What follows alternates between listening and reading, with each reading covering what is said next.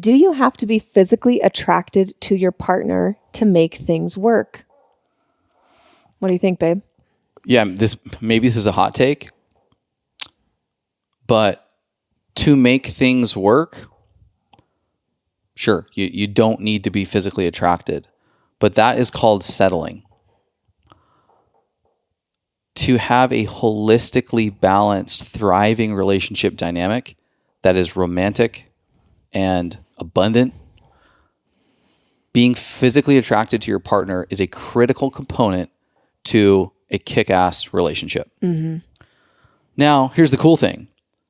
Love and the magic of love can facilitate physical attraction beyond what you think it is. Mm-hmm. And when you are in love, and when you see beyond the surface level of the skin, and you have a cord of love connection to the soul of that other human being, you begin to find physical attraction with every layer of that being. I think this is why people who are in their 70s can have a killer sex life. Mm-hmm. This is why some of the best sex can be when you're pregnant. You transcend the skin level attractiveness or the youthful appearance when love runs extremely deep. Mm-hmm. And so dude guy can be bald. You can get wrinkles. Your balls can be at your knees. I mean, these things can be transcended through a deep connection. Yeah. All that to say, physical attraction, in my opinion, if you want this type of love, is super important, but I actually think it will be the byproduct of that level of depth. This eros type love that is more than the love of a friend, a family member, or someone who is endearing to you, which can be competent. That can be a competent relationship. It's a scary world out there. When you get that deep, when you get that vulnerable, your heart could be broken. Yeah. So it might seem like I don't need some components like physical attraction, but I will tell you that if you want that rock star relationship, I don't think a rock star relationship is actually a good term for that. I don't think they're very good at relationships, rock stars. But if you want that kick-ass, eros depth relationship, physical attraction, baby, let's go. Yeah. No, I agree with you mostly. I think that I don't think I could be with a partner that I wasn't physically attracted to. That's me personally. Maybe there's someone out there that like literally doesn't give a shit and they just want like a companion and a friend and all of that. Like, sure, there are outliers, but man, sex and sexual connection, sexual chemistry is like it feels like the blood of a relationship. And just, kind of pivoting off of the question that we just answered before,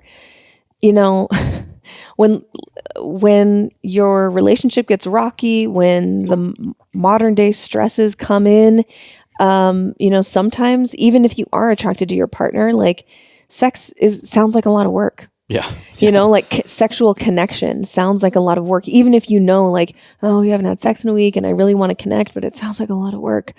Man, if you are really freaking attracted to your partner, it makes it a lot easier, to be like, it takes about 5 seconds for me to like shift into like, oh yeah, he's really hot. My 18-year-old self comes back to slap me in the face.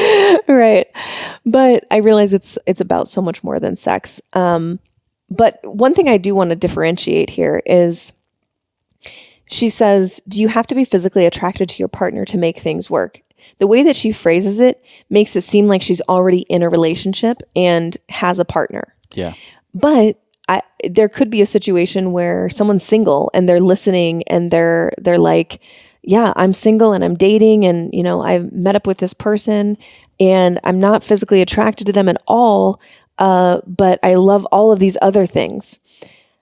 I think that's really dangerous. Yes, you can build physical attraction over the years, but if there's literally like no physical attraction whatsoever, I think that is a dangerous road to go down. I'm not saying it has to be the most important. I'm saying it has to exist. Well, and I think it's a good point to bring up, like hot guys and hot girls can suck in partnership. Totally. And so there may be a little bit of like a repulsion to, smoking hot people. Yeah. And so it's like, if you're single and looking, I think that you should be physically attracted at least a little bit to the person, which can build over time.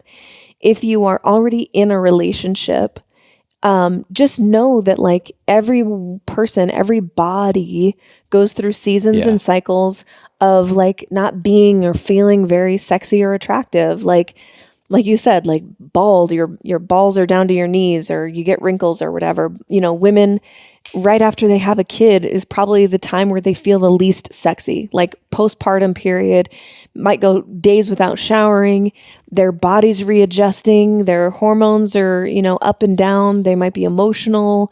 They're, now a feeding station for this little baby. Like, dude girl might not feel very sexy, and you might find yourself like not being like revved up sexually towards that, because it's just a season of life that is requiring something bigger than just great sex.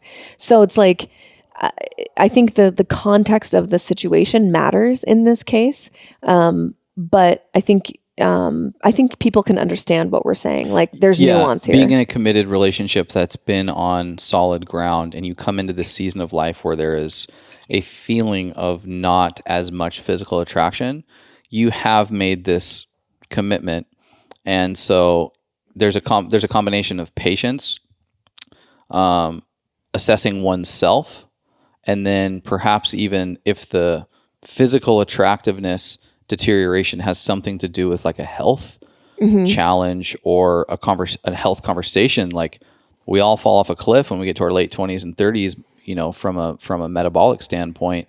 If you've never shifted your life into having an exercise routine and a diet consciousness to some degree, that it may just be a conversation that you need to have with your partner as well. So obviously, it isn't grounds to just like dump someone the moment that you get the feeling of being unattracted to them. There's a sequence and a cadence of appropriateness that one should take. And it starts with like self-reflection and a little bit of patience. Thank you so much for listening. If you enjoyed that, check out right over here for some more fun clips.